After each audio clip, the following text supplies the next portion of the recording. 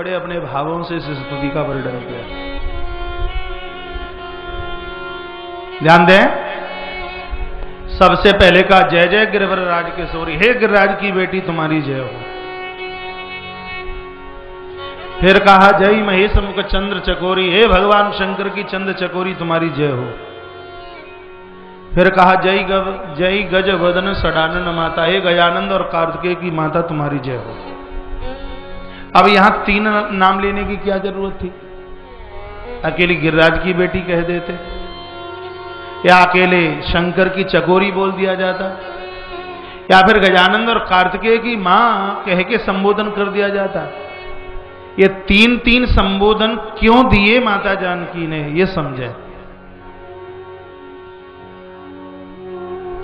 व्यक्ति की तीन अवस्थाएं होती हैं, बाल्य अवस्था, युवान अवस्था और तीसरी है वृद्धा अवस्था। और ये आपको पता है कि बचपने में बेटी को पिता के नाम से जाना जाता है, युवा अवस्था में नारी को पति के नाम से जाना जाता है, और वृद्धा अवस्था को बूढ़ी माता को पुत्रों के नाम से जाना जाता है। इसलिए तीन शब्द हैं। यदि तुम बचपने में हो तो गिरिराज की बेटी तुम्हारी जय हो, यदि तुम युवान अवस्था में हो तो शंकर की प्रिया शंकर की चंद चकोरी तुम्हारी जय हो, यदि तुम वृद्धा अवस्था में हो तो हे गजानंद और कार्तिकेय की माता तुम्हारी जय हो। हे माता, जैसे तुम्हारे आने से तुम्हारे पिता गिरिराज का नाम हो गया, उसी प्रकार से मेरे आने से मेरे पिता महाराज जनक का नाम हो जाए, इसलिए मैं तुम्हारी स्तुति करती हूं। जय महेश मुख चंद चकोरी, जैसे तुम भगवान शंकर की चंद चकोरी बनी, आशीर्वाद दे दीजिए हम भी राम जी की चंद चकोरी बन जाएं। ठीक है। तीसरा रूप स्तुति का क्या है? जय गज बदन सडानन माता, हे माता जगदम्बा, जैसे तू दो पुत्रों की मां है, उसी प्रकार से कृपा करना हम भी कम से कम दो बेटों की मां बने, इसलिए जय गज बदन सडानन माता। इस स्तुति के रूप में ही तो लव कुश माता के दो पुत्रों का नाम हुआ है। तीसरा रूप है इस स्तुति का। अब इस स्तुति का चौथा रूप देखिए। इसमें लगता है कि आधी स्तुति माता जानकी की है, तो उसका आधा जवाब माता जगदम्बा भगवती का है। सुनिए ध्यान से, रामचरितमानस बालकांड दोहा नंबर 234, चौपाई नंबर 5, 6, 7। जय जय गिरिवरराज किशोरी, हे गिरिराज की बेटी तुम्हारी जय हो। जगदम्बा ने उत्तर दिया कि हम तो गिरिराज की ही बेटी हैं, लेकिन जय महेश मुख चंद चकोरी, हे महेश मुख चंद चकोरी तुम्हारी जय हो। अब महेश मुख चंद चकोरी तो जगदम्बा भगवती हो सकती है, जानकी कैसे हो जाएगी? तो महेश के मुख में है राम, सदैव भगवान शंकर राम का जप करते हैं, तो महेश मुख में क्या है? राम। तो जगदम्बा कहती है हे राम की चंद चकोरी तुम्हारी जय हो। माता भगवती जानकी ने कहा जय गज वदन सडानन माता, हे गजानंद और कार्तिकेय की माता तुम्हारी जय हो। तो जगदम्बा ने जवाब दिया कि मैं तो सिर्फ दो पुत्रों की ही माता हूं, लेकिन जगत जननी दामिनी दुति दाता, हे जानकी तुम्हारी जय हो, क्योंकि तुम तो पूरी जगत की माता हो। जगती जननी दामिनी दुति दाता, तुम तो पूरी जगत की माता हो, तुम्हारी जय हो। माता सीता ने कहा नहीं तब आदि मध्य अवसाना, हे मैया आपका आदि और अंत नहीं है और आपका मध्य भी नहीं है।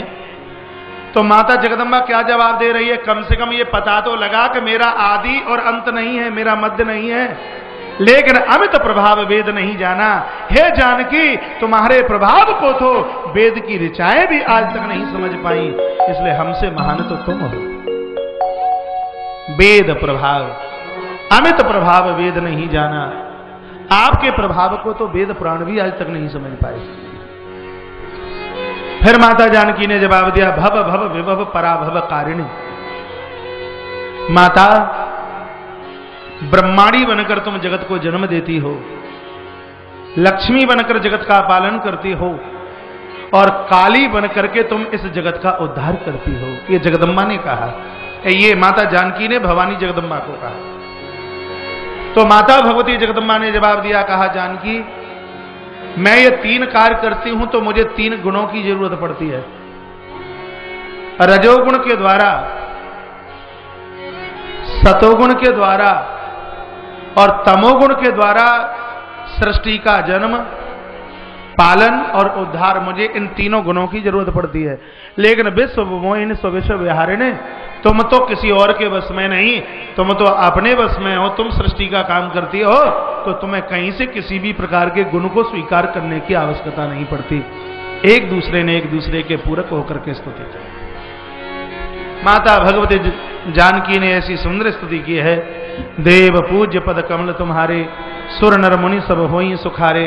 माता चाहे सुर रहे हो चाहे सुर रहे हो, जो भी कोई तुम्हारे दरबार में आया और उसकी हर मनोकामना पूरी हुई है। मैया मुस्कुराने लगी, जगदम्बा भगवती की प्रतिमा हिलने लगी, और गोस्वामी जी लिखते हैं हिलने ही नहीं लगी, मां बोलने लगी। पत्थर की प्रतिमा में से स्वर आने लगा, और वो कौन सा स्वर था कि सुनी सी सत्य असीस हमारी, हर बोल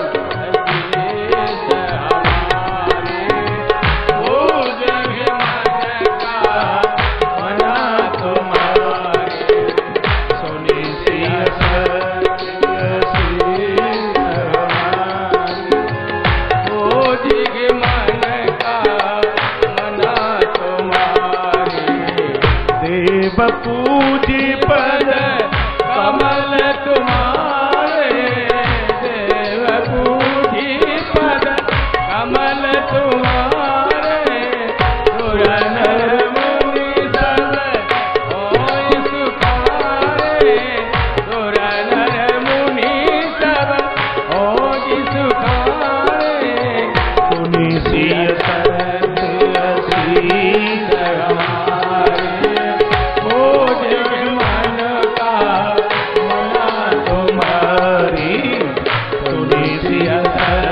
हर बोल मन का मना तुम्हारे, सुने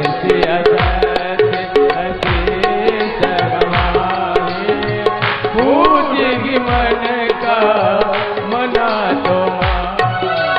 हे बेटी जानकी हमारा आशीर्वाद है, तुम्हारी ये मनोकांक्षा मनो अभिलाषा पूर्ण होगी, तुम्हें भगवान प्रभु श्री राम की प्राप्ति होगी। ये हमारा दिया हुआ वरदान तुम्हारे लिए है। प्रतिमा बोली,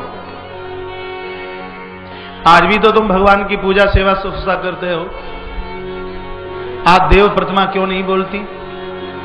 मन में राग और द्वेष इतना जमा भरा पड़ा है, पति पत्नी से पत्नी, पति बाप बेटे से, बेटा पिता से बोलने को तैयार नहीं है, तो देव प्रतिमाएं क्या बोलेंगे? भक्ति की खुशबू जीवन में चाहते हो, पहले राग और द्वेष को खदेड़ करके बाहर फेंकिए। जब तक ये राग और द्वेष जीवन में रहे, तब तक भक्ति में खुशबू, भक्ति में सुगंधी नहीं आ सकती।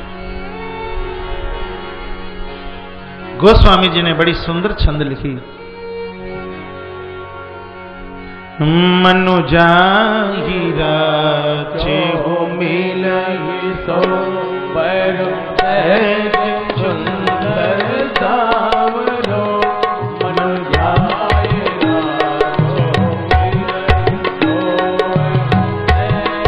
गाइए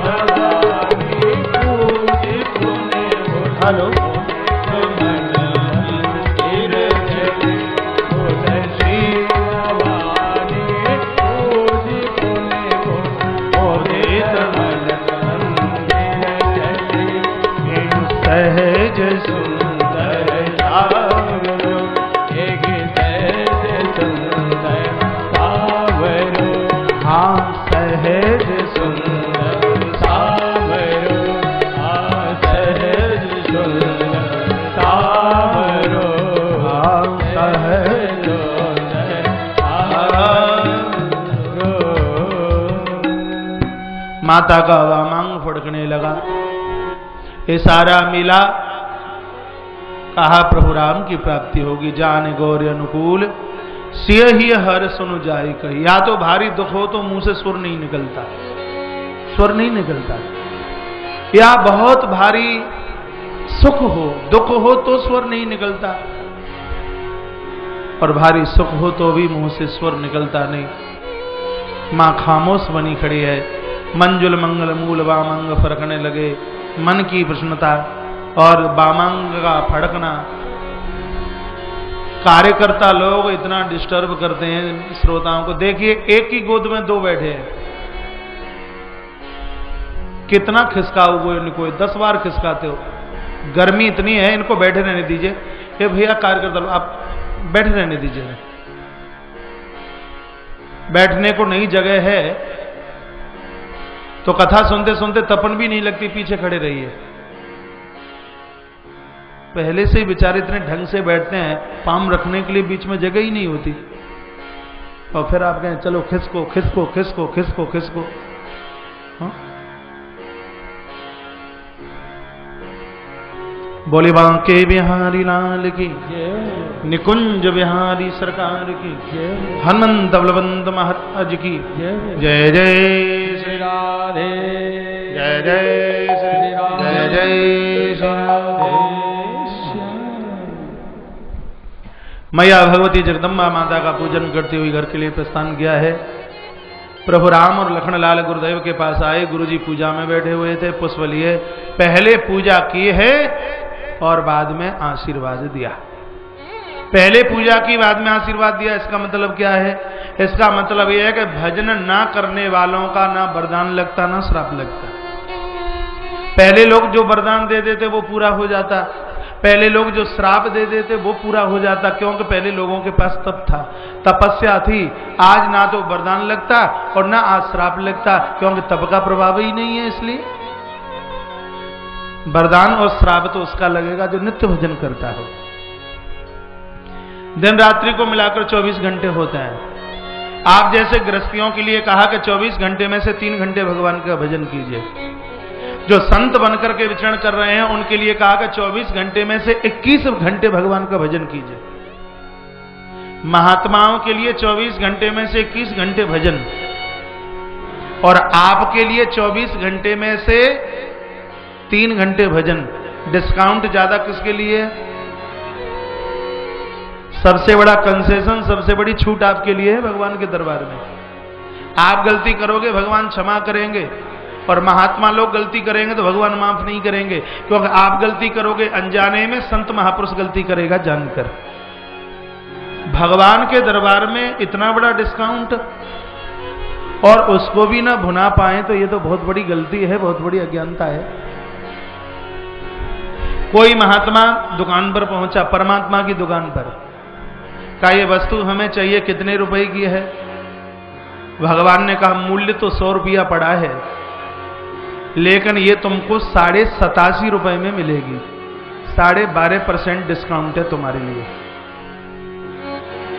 और उसी दुकान पर आप जैसा गृहस्थ पहुंचा, उसने भी कहा ये तो हमें भी चाहिए, ये चीज हमें कितने की मिलेगी?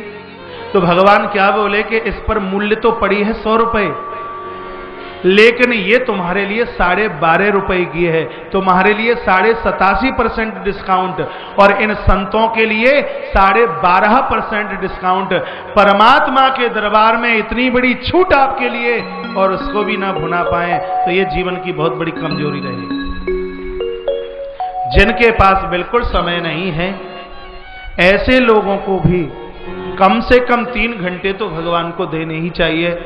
एक बार में नहीं, 2 बार में, 2 बार में नहीं तो 3 बार में, 3 बार में नहीं तो 10 बार में सौगंध खा के जाइए। 21 घंटे परिवार के लिए कोई कम नहीं है, 3 घंटे ही तो भगवान ने मांगे। संतों के लिए 21 घंटा। डोंगरे जी महाराज तो कहा करते थे 21 घंटा नहीं 24 ही घंटा, सोवे भी तो भी श्वास में भगवान का ईश्वर चले। ग्रस्तों के लिए 3 घंटा तो कम से कम भगवान का भजन चाहिए। सुमन पाए मुनि पूजा कीनी, पुण्य आशीष दो भाई। पहले पूजन किया और बाद में आशीर्वाद दिया जा रहा है। और आशीर्वाद में क्या दिया कि सुफल मनोरथ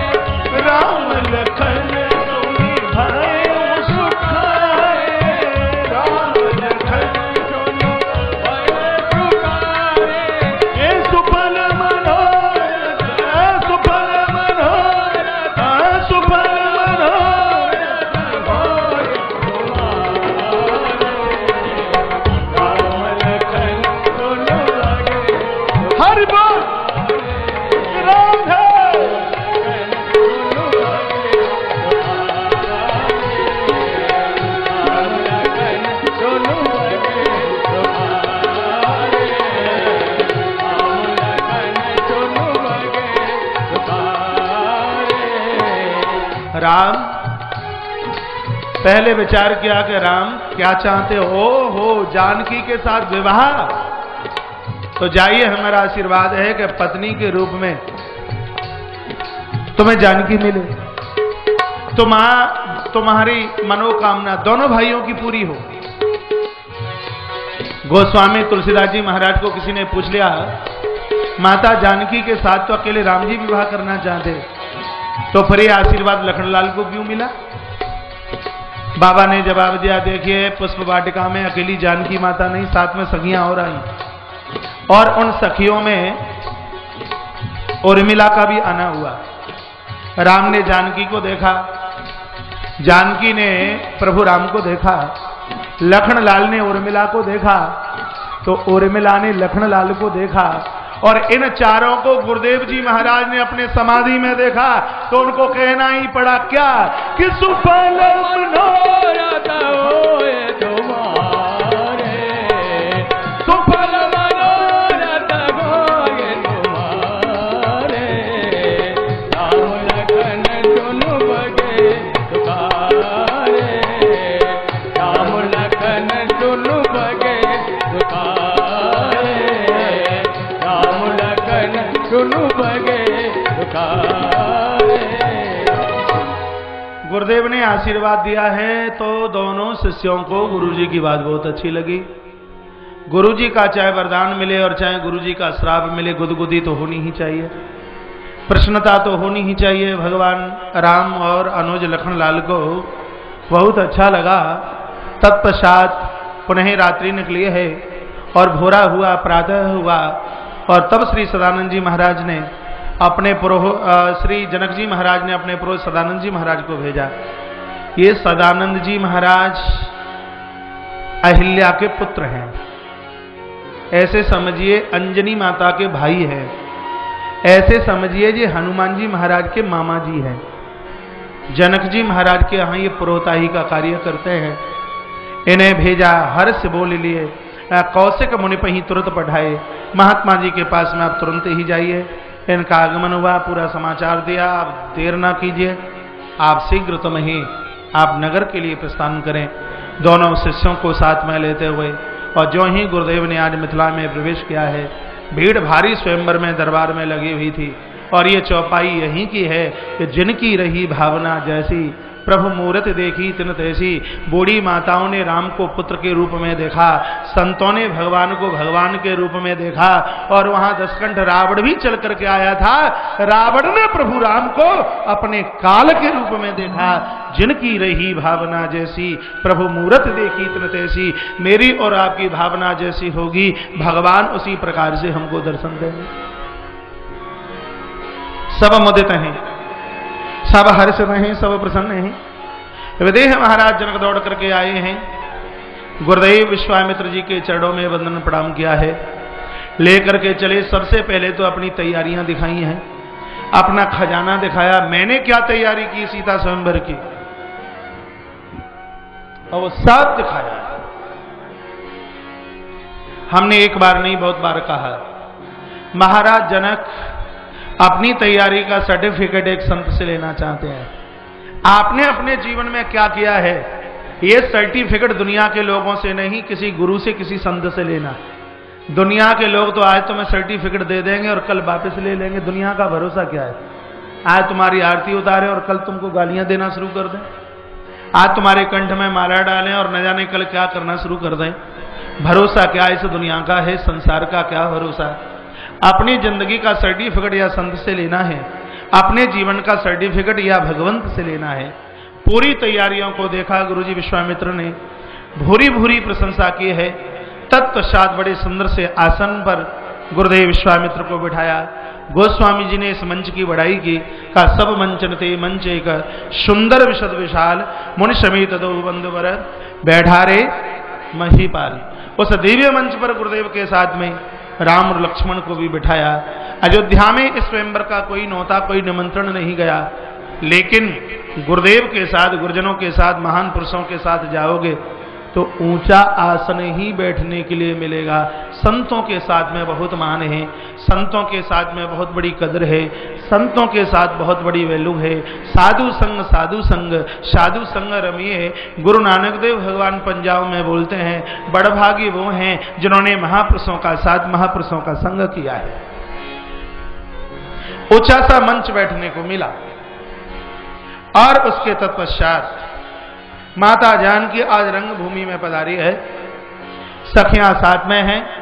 लिखा है, रंग भूमि जब सिय पगुधारी, रंग भूमि जब सिय पगुधारी, देखियो प्रमोद ये नर नारी, रंग भूमि जब सिय पगुधारी। माता का आगमन हो रहा है, बोलिए।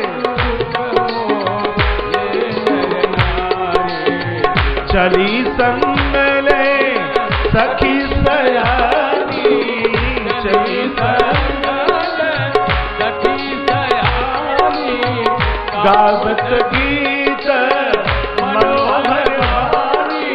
एक बार तो गीत मनोहर वाणी, सोहन बल तनु सुंदर सारी, सोहन बल तनु जगत जननी अतुलित छवि भारी, रंग भूमि जब सिय पगुधारी, देखियो हे नारी। हर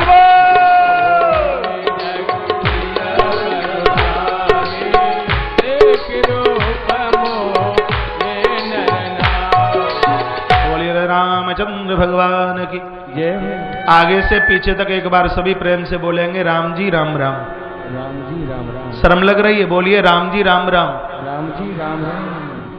रंग भूमि जब सिय पगुधारी, देख रूप मोहे नर नारी। मेरी माता का आगमन जब इस भरे स्वयंवर में हुआ, मां को देखकर वहां के स्त्री पुरुष सब मोहित हो गए। बाबा तुलसी ने उत्तराखंड में लिखा कि मोहिन नारी नारी के रूपा, पन्न गारी है चरतनूपा। पुरुष पुरुष को देख करके मोहित हो सकता है, लेकिन नारी नारी को देखकर कभी मोहित नहीं हो सकती। नारी को किसी दूसरी नारी की सुंदरता कभी अच्छी लग ही नहीं सकती। आपको लगती हो बहुत अच्छी बात है, बढ़िया बात है, नहीं तो बाबा ने लिखा कि नारी नारी के रूप को देखकर कभी मोहित नहीं हो सकती, लेकिन यहां लिख दिया है कि देख रूप मोहि नर नारी। माता जानकी को देख करके स्त्री पुरुष सम्मोहित हो गए। तो ये तो बाबा की बात ही झुटला गई। तुलसी बाबा की बात नहीं, ये तो मंत्र है, वो तो कभी झुटला ही नहीं जा सकती। अरे भाई, अरे माताओं, नारी नारी को देख करके मोहित नहीं हो सकती, तो यहां कोई नारी नारी को देख के मोहित नहीं हो रही। माता जानकी पियर में नारी नहीं, कोई नारी ससुराल में होती है। अरे ये तो यहाँ की बेटी है, यहाँ कोई नारी नारी को देख करके मोहित नहीं हो रही, यहाँ की माताएं अपनी बेटी को देख करके मोहित हो रही हैं। इसलिए कह दिया देख रूप मोहे नर नारी। बड़ी प्रसन्नता है भाई, मोह वस सब नर रहा, चाहे स्त्री रही हो चाहे पुरुष, सब मोहित हो। मैया भरे स्वयंवर को निहारती हुई देख करके चली गई है। तत्पश्चात आज महाराज जनक ने अपने बंदी लोगों को अपनी प्रतिज्ञा सुनाई और कहा, मंच पर जाकर एक बार ये बोल दीजिए, हमारा अपन है, हमारी प्रतिज्ञा इस भरे दरबार में भगवान शंकर के धनुष को उठाने वाला मेरी बेटी के साथ में विवाह करेगा। और ये कह करके महाराज अपने स्थान पर जाकर के बैठ गए। बंदी लोग आए मंच पर, बोले बंदी वचन वर सुनो सकल महिपाल। बंदी लोगों ने अपनी दोनों भुजाओं को ऊपर किया और कहा, अपन विधेय कर कहे हम भुजा उठाए विशाल। हम अपनी दोनों भुजाओं को उठा करके महाराज की प्रतिज्ञा सुनाते हैं, इस भरे दरबार में कोई भी राजा राजकुमार भगवान शंकर के पुरातन धनुष का भंजन करे, महाराज की बेटी उसी के कंठ में जय माला समर्पित करे। लोगों की वो बड़ी प्रसन्नता, बड़ा उत्साह, बड़ी चावता, सुंदर जानकी हमें मिले। अरे ये तो हमारे दाएं बाएं हाथ का खेल है। और यूं गए चटाक से और पटाक से धनुष यूं तोड़ करके आए, चले हैं राजा। लेकिन महाराज उठाने की तो बात बड़ी दूर रही, इन राजाओं से धनुष तो टस से मस नहीं होता। यहां तक कह दिया कि 10,000 राजाओं ने मिलकर धनुष को उठाने की कोशिश की, लेकिन धनुष टस से मस नहीं। भूपत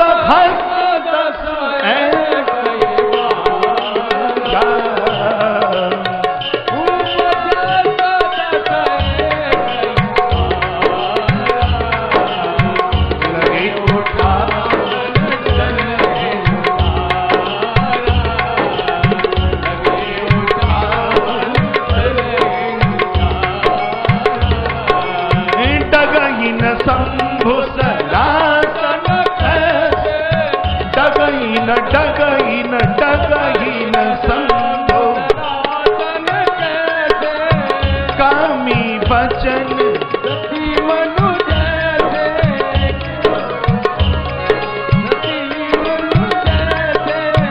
भूप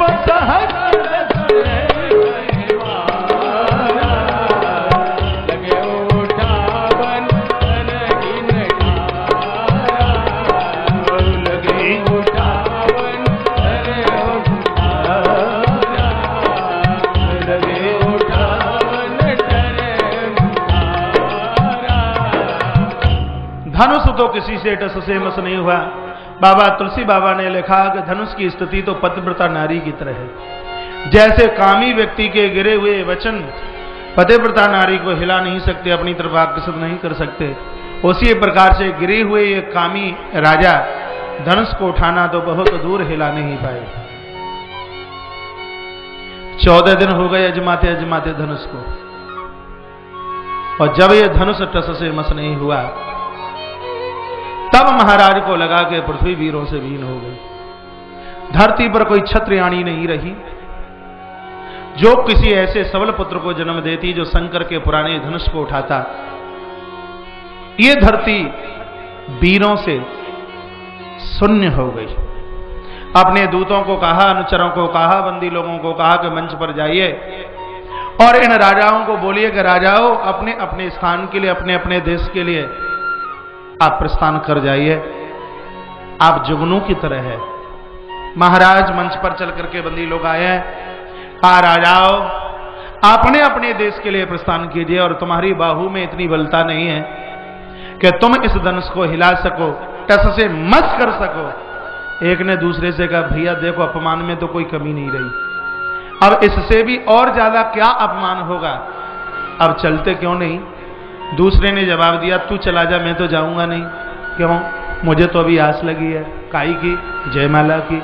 धनुष तो टूटा नहीं किसी से, और जब मुझसे नहीं टूटा तो किसी और से तो टूट ही नहीं सकता, क्योंकि मुझ जैसा तो बलिष्ठ यहां कोई दूसरा है नहीं। जब मुझसे धनुष नहीं टूटा तो धनुष को कौन तोड़ेगा, और धनुष टूटने वाला भी नहीं है। और महाराज अपनी बेटी को कुंवारी भी रखेंगे नहीं, और कहेंगे बेटी इतने राजकुमारों में जो तुम्हें सुंदर राजकुमार लगे उसी के गले में अपनी जयमाला डाल दो, शायद उस जयमाला में हमारा ही नंबर लग जाए, इसलिए अभी तो हमें घर जाना नहीं है। तो महाराज अभी तो ये प्रतीक्षा में है, जयमाला की प्रतीक्षा में। प्रातः से संध्या हो गई, राजा आसन नहीं छोड़ते। तो महाराज जनक ने पुनः अपने बंदी जनों को पूछा, बात क्या है, ये राजा अपने अपने घर के लिए क्यों नहीं जाते। कहा महाराज अभी इनको आस लगी। आस काय की? कहा जयमाला की। जब जयमाला का नाम लिया है महाराज को इतना शोक, महाराज को इतना विषाद हुआ कि कटे घाव के ऊपर किसी ने फिनाइल ला करके डाल दी हो। स्वयं महाराज मंच पर आ गए और कहा, दीप दीप के भूपति नाना, आए सुन हम जो पन उठाना। मेरी प्रतिज्ञा सुन करके आप लोग यहाँ चल करके आए, लेकिन मुझे नहीं पता था कि दुनिया की क्षत्रियाणी माताओं ने वीर सपूतों को जन्म देना बंद कर दिया है।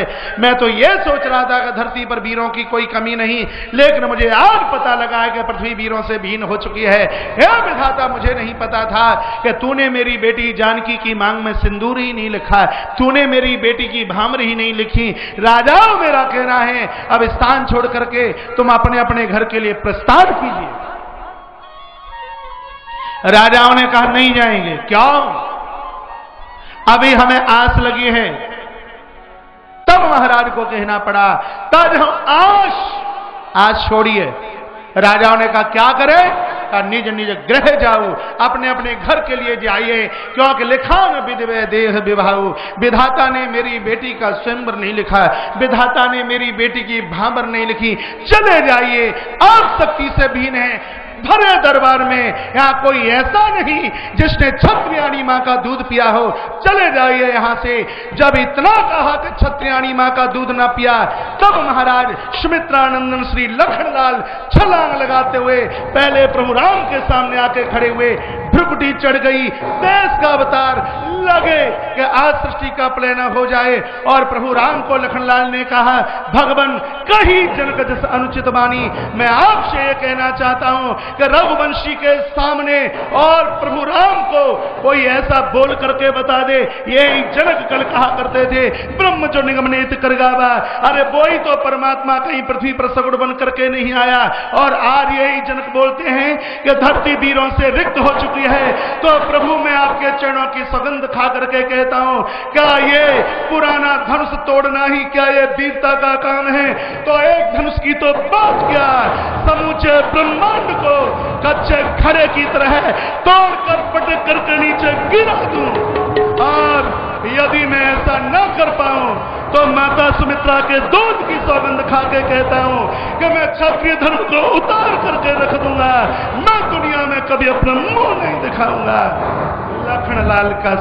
लखनलाल की गर्जना, शेष के अवतार हैं, काल के देवता हैं।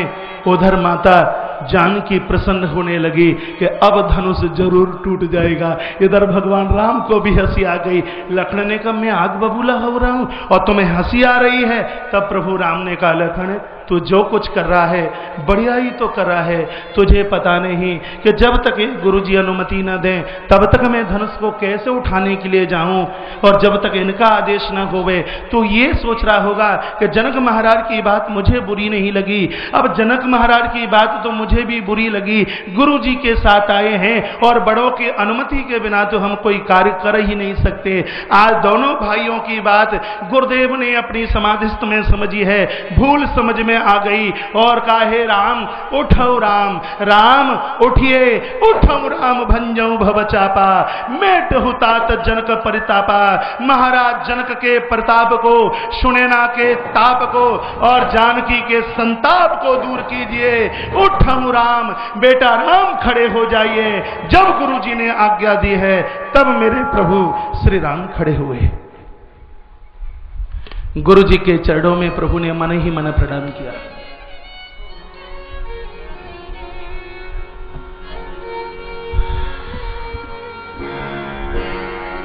मन ही मन प्रणाम, मस्तिष्क चरणों में नहीं रखा। मन ही मन प्रणाम क्यों किया? क्योंकि माता जानकी की दृष्टि प्रभु राम के मुखमंडल के ऊपर थी। माता जानकी की तरफ से प्रभु राम यदि मस्तिष्क मोड़कर, मुंह मोड़कर गुरु जी के चरणों में अपना मस्तिष्क रखते, आंख का पलक ऊपर से नीचे गिरता, इतनी देर के लिए भी यदि मां जानकी को प्रभु राम का दर्शन नहीं होता तो माता जानकी उसी समय अपने प्राणों को छोड़ देती। इसलिए प्रभु राम ने आज गुरुदेव के चरणों में मन ही मन प्रणाम किया है। उदित उदयी गिरिमंच पर रघुवर वाल पतंग। आज मिथिला के दिव्य मंच पर ऐसा लग रहा था कि दूसरा भास्कर प्रकट तो नहीं हो रहा। बिकसे संत सरोज सब हर से लोचन भृंग। जैसे सूर्य को देख करके महाराज कमल प्रफुल्लित हो जाते हैं, आज प्रभु के सुंदर स्वरूप को देख करके संत महापुरुष कमल की तरह महाराज खिलने लगे। भगवान की सुंदर छवि का तो कहना ही क्या था। तो भगवान चले हैं और महाराज आज देवता लोग आकाश में हैं। आकाश में देवता लोग मन ही मन मनाव कुलानी, हो प्रसन्न महेश भवानी। उधर देवियां माता जगदम्बा भगवती का आह्वान करती हैं। और जब मेरे प्रभु जा रहे थे तब माता सुनैना बैठी बैठी रो रही थी। धाई ने पूछा क्या बात है, आपकी आंख में आंसू क्यों है? सुनैना ने कहा कि यदि किसी राजा का इकलौता बेटा और धनुष के नीचे दब करके खत्म हो गया तो उसका वंश निर्वंश हो जाएगा। बड़े बड़े राजे महाराजों से यह धनुष टस से मस नहीं हुआ, तो ये बालक दुधमुहा जिसके दूध के दांत भी नीचे ना आए हों, और ये राजकुमार क्या धनुष तोड़ेगा? तो उस धाई ने कहा महारानी जी, तेजवंत जी गली न राहु। तेजवान की कभी आयु नहीं देखी जाती। एक अंकुश हाथी को वश में करता है, क्या उसको कोई छोटा कहेगा? एक सूर्य पूरी दुनिया को प्रकाश देता है, क्या उसको कोई छोटा कहेगा? एक मंत्र भगवान को अपने अधीनस्थ करता है, क्या उसको कोई छोटा कहेगा? महारानी जी हमें विश्वास है इस राजकुमार के द्वारा धनुष का भंजन होने वाला है। और जब इतना कहा तो उस पुर के, उस नगर के जितने भी स्त्री पुरुष हैं वो सब भगवान भोलेनाथ को मनाने लगे। कहे बाबा किसी को जल पिलाया हो, किसी को भोजन कराया हो तो पूरा का पूरा पुण्य इस राजकुमार को लग जाए। आप अपना धनुष को हल्का कर दीजिए और इस राजकुमार के हाथों से धनुष का भंजन करवा दीजिए। हमारी बेटी के ताप, महाराज के प्रताप और सुनैना माता के संताप को दूर कर दीजिए। सब अपने अपने में मनोतियां मनाने लगे। इतने में तो मेरे प्रभु झुकते हुए मदोन्मत्त गज की तरह महाराज पहुंच गए उस धनुष के पास। और जैसे ही मेरे प्रभु उस धनुष के पास तक पहुंचे हैं और इधर लखनलाल कभी खड़े होते हैं कभी बैठते हैं, कुछ समझ में नहीं आता क्या करूं। फिर खड़े हुए फिर बैठे, फिर खड़े हुए फिर बैठे। बगल में गुरुदेव ने कहा, रे लखन ये तू क्या उठक बैठक सी लगाता है, तुझे क्यों चैन नहीं पड़ता? लखनलाल ने कहा, गुरुजी अब आप चुपचाप बने रहिए, हमें अपना काम कर लेने दीजिए। गुरुजी ने कहा, लखन तेरा कौन सा काम बकाया है? लखन ने कहा, गुरुदेव आपको नहीं पता, मेरे प्रभु श्री राम धनुष को उठाने की इच्छा से नहीं, धनुष को तोड़ने की इच्छा से गए हैं। क्यों हर को दंड। जिस समय भगवान धनुष का भंजन करेंगे तो प्रतिंचा की डिम डिम टंकार के द्वारा धरती मां बीच में से मध्य में से फट सकती है। यदि धरती मां मध्य में से फट गई तो मेरी माता जानकी के विवाह में अवरोधकता आ जाएगी। इसलिए धरती का वजन उन डिस्कुंजर कमठों के ऊपर है, मैं उनको सावधान करने के लिए आया हूं। लखनलाल ने आवाज लगाई, गर्जना की, कहा डिस्कुंजर हो, डिस्कुंजर हो, कमठ कई खोला, धारो गिर आए हरियन डोला, राम चाहे शंकर धन तोरा, हो शरक सुने आए सुमोरा। हे डिस्कुंजर हो, कमठ हो, सावधान, पृथ्वी को अपने जबड़ों में इस प्रकार से जकड़ दो, पृथ्वी हिंद पाए, पृथ्वी डूब पाए। लखनलाल की गर्जना लगे सृष्टि का प्रलय न हो जाए।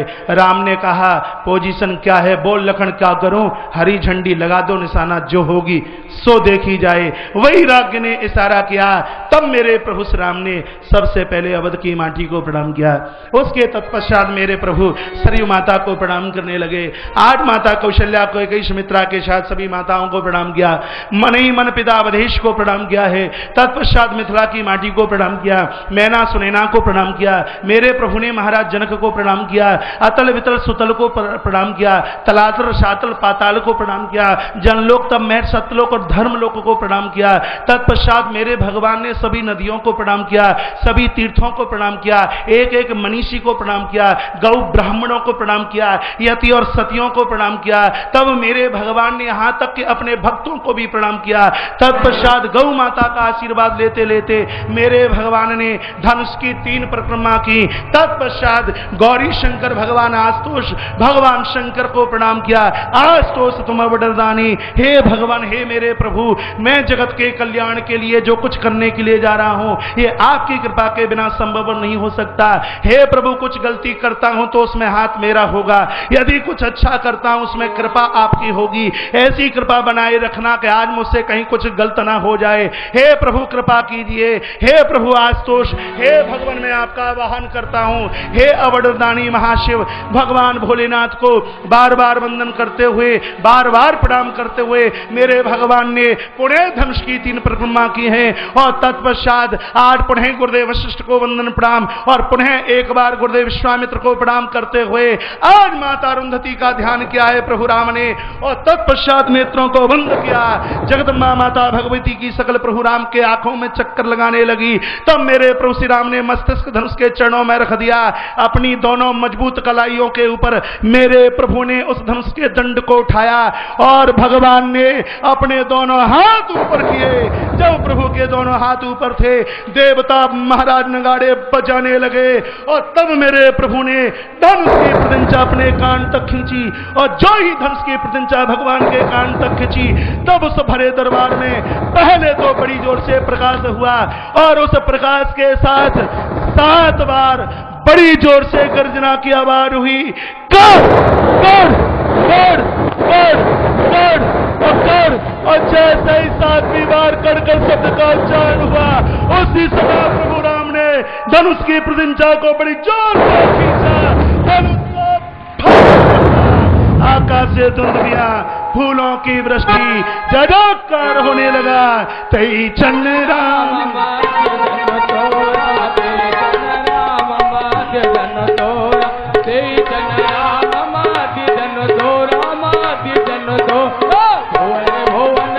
घोर कठोरा, हरे भुवन धुनि घोर कठोरा, जय जन राम माति जन तोरा, माति जन तोरा, हरे भुवन धुनि घोर कठोरा, हरे भुवन धुनि घोर कठोरा, जय जन राम माति जन तोरा, माति जन तोरा, हरे भुवन धुनि घोर कठोरा, हरे भुवन धुनि घोर कठोरा, हरे भुवन धुनि घोर कठोर, हरे भुवन धुनि घोर कठोर, हरे भुवन धुनि घोर कठोर, जय जन राम माति धन तोरा, माति धन तोरा, हरे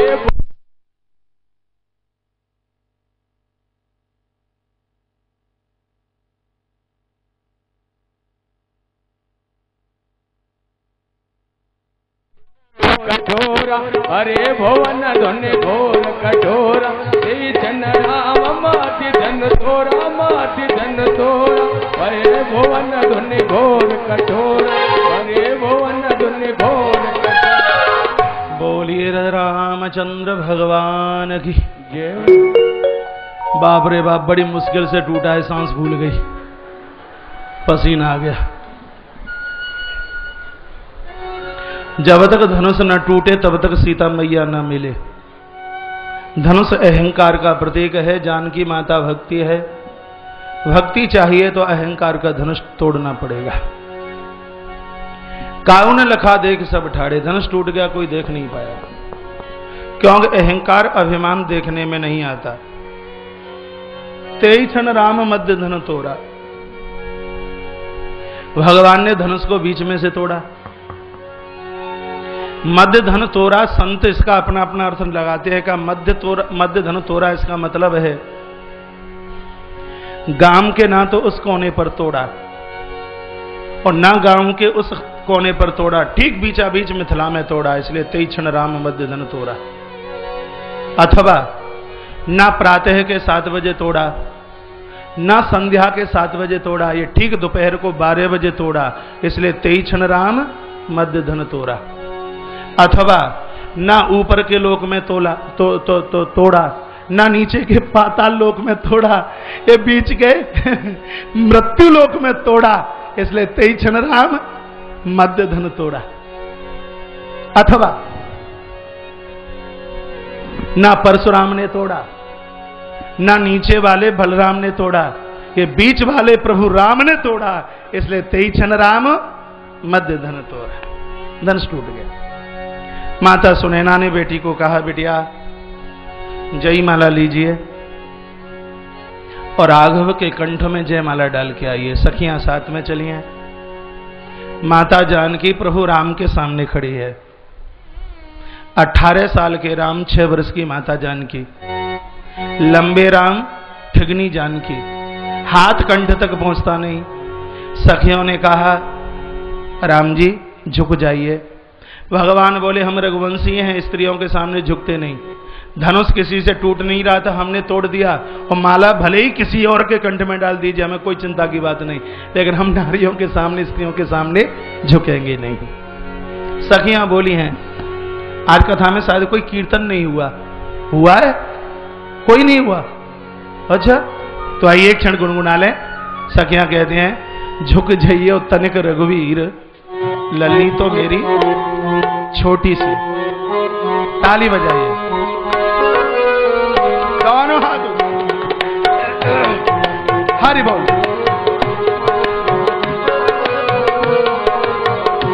झुकी जइयो तनक रघुवीर, लल्ली मेरी छोटी।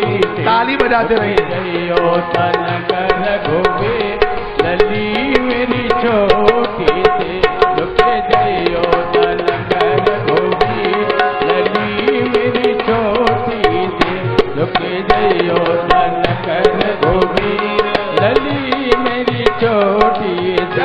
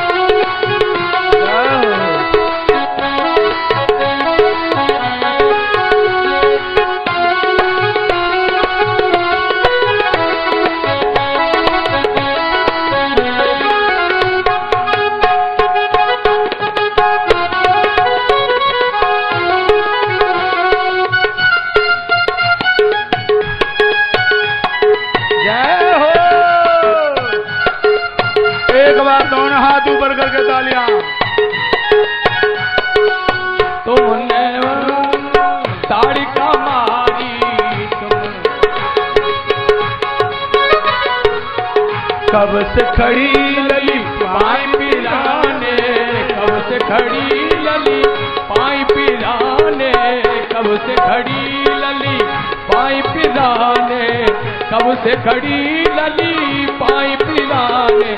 तुम हो बड़े बेटी लली मेरी छोटी सी। तुम हो बड़े बेटी लली मेरी छोटी सी।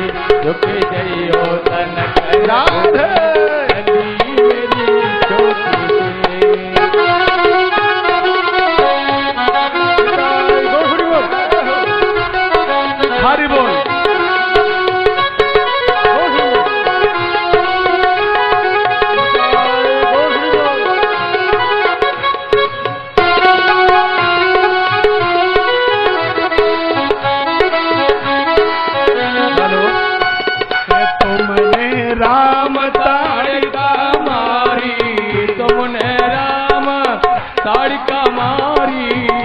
तुमने राम ताड़िका मारी, तुमने राम ताड़िका मारी, तुम हो बड़े बड़े धीर लली मेरी छोटी सी, ओ तुम हो बड़े बड़े धीर लली मेरी छोटी सी, हेलो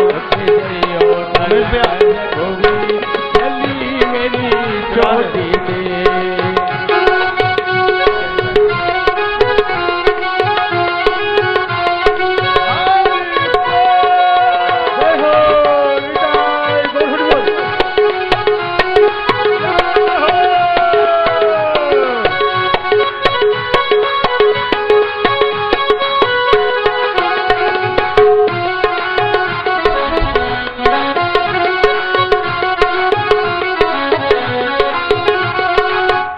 लला सांवरे लली मेरी गोरी, तुम लला सांवरे लली मेरी गोरी, तुम लला सांवरे लली मेरी गोरी, तुम लला सांवरे लली मेरी गोरी, ओ कैसी जोड़ी बनी रघुवीर लली मेरी छोटी सी, कैसी जोड़ी बनी रघुवीर लली मेरी छोटी सी, झुकी जइयो तनक रघुवीर लली मेरी छोटी सी, झुक जइयो तनक रघुवीर लली मेरी छोटी सी, झुक जइयो तनक रघुवीर लली मेरी छोटी सी, झुक जइयो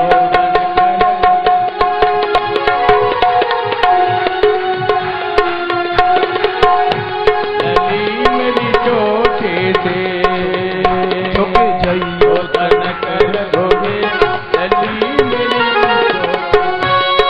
तुम ऊंचे सिंहासन ऊंचो, तुम ऊंचे सिंहासन ऊंचो, तुम ऊंचे सिंहासन ऊंचो, तुम ऊंचे सिंहासन ऊंचो, तुम ऊंचे सिंहासन ऊंचो, वीर तको रघुवीर लली मेरी छोटी सी, अब वीर तको रघुवीर लली मेरी छोटी सी, झुक जइयो तनक रघुवीर लली मेरी छोटी सी, झुक जइयो तनक रघुवीर लली मेरी छोटी सी, झुक जइयो तनक रघुवीर लली मेरी छोटी सी, झुक जइयो तनक रघुवीर। जय हो।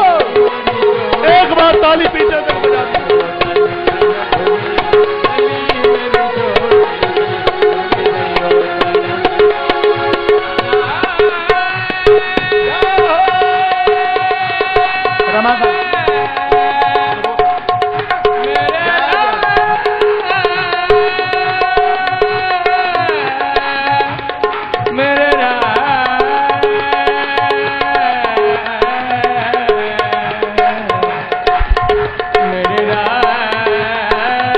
हरि बोल।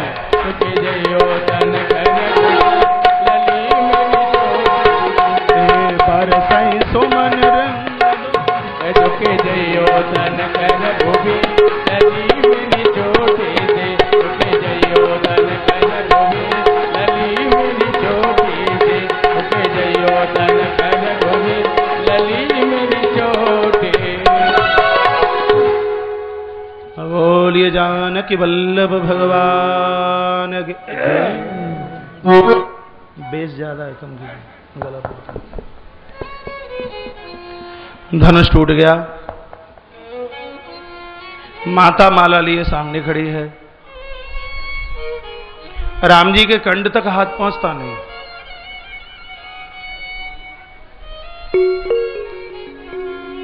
लखनलाल सामने आई। मिथिला के लोग तो ये कहते हैं कि राम जी तो माला डलवाने के लिए तैयार थे, लेकिन हमारी बेटी सीता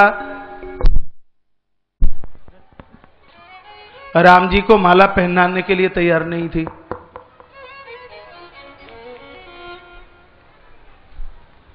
क्यों?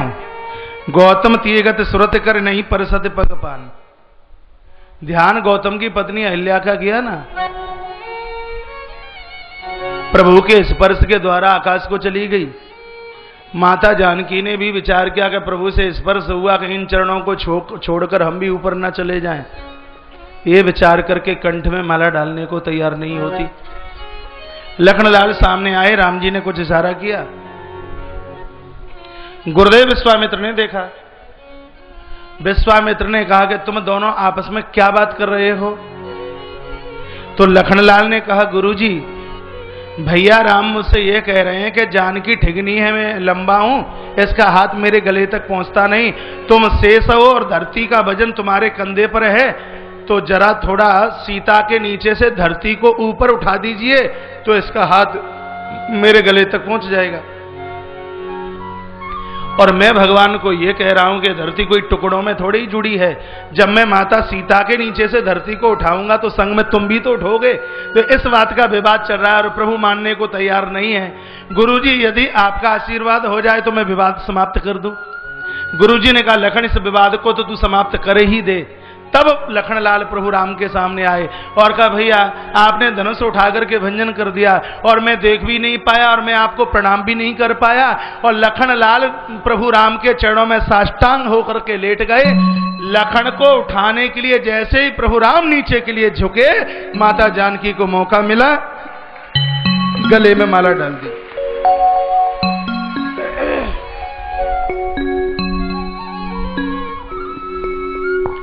जब तक झुकोगे नहीं तब तक भक्ति वर्ण नहीं करेगी।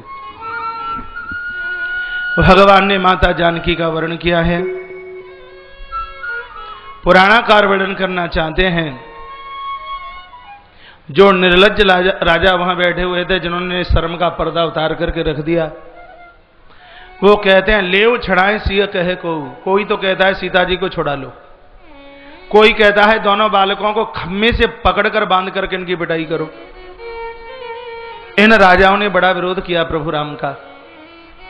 कथा राम और जानकी माता की नहीं, कथा तो मेरे और आपके लिए है। जब आप भक्ति का वर्ण करोगे तो लोग आपका विरोध करेंगे और सबसे पहले तो विरोध आपके घर से ही होगा। आप कथा सुनने के लिए आए हैं, जरूरी नहीं कि सब आपसे प्रसन्न हो। आपके अड़ोसी पड़ोसी रिश्तेदार, आपके पति, आपकी पत्नी, आपके पुत्र आपसे प्रसन्न हो, ये जरूरी नहीं है। जब भक्ति का वर्ण किया जाता है तो लोग उसका विरोध करते हैं। प्रभु राम ने भक्ति माता का वर्ण किया, राजाओं ने बहुत विरोध किया और यहां तक कि हथियार उठाकर प्रभु के ऊपर प्रहार करने के लिए तैयारी करने लगे। उसी समय एक जबरदस्त घटना घटी। क्या घटना घटी है? धनुष के भंजन की आवाज, धनुष के टूटने की आवाज। महिंद्राचल पर बैठे हुए भगवान श्री परशुराम जी महाराज शब्द भेदन करते हुए हाथ कंधे पर फरसा, धनुष बाण संभालते हुए और सीधे मिथिला की तरफ दौड़ते हुए आ रहे हैं। ते ही अवसर, जय जय, ते ही अवसर सुन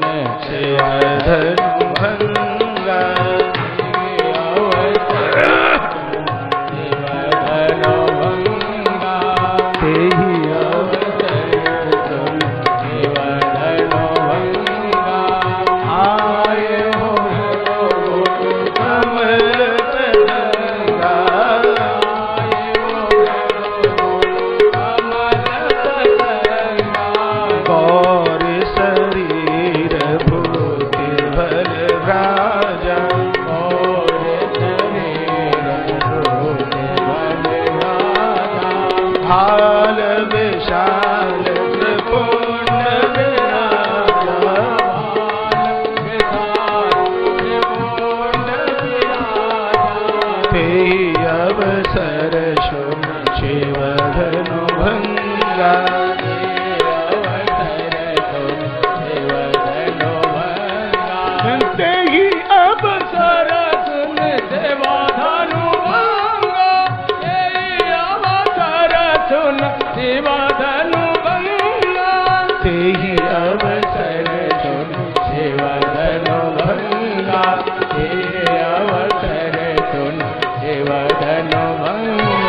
बस उसी समय पूरा शरीर गौर वर्ण है, गौर वर्ण।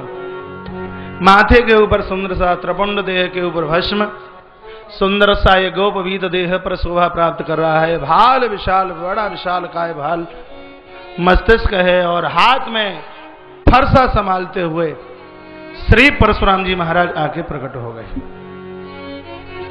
जो राजे उछल कूद कर रहे थे ऐसे बैठ गए अपने आप, जैसे चूहों की सभा में किसी बिल्ली का आगमन हो गया हो। अपने आप बैठ गए शांति से। परशुराम जी निगाह उठाकर जिसकी तरफ देख लें उसी को ये लगे कि मेरी मौत सामने आके प्रकट हो गई। आंखों में इतना करंट है। तपस्वी के नेत्रों में करंट होता है, तपस्वी की वाणी में प्रभाव होता है, तपस्वी के चेहरे पर रौनक होती है। आज की तरह मुरझाए करेले और निचुड़े हुए नींबू की तरह नहीं। 16 साल का बेटा 55 का लगता है। ये बूढ़े दादा लोग बैठे हैं 66 के भी, महाराज अभी 40 के लगते हैं।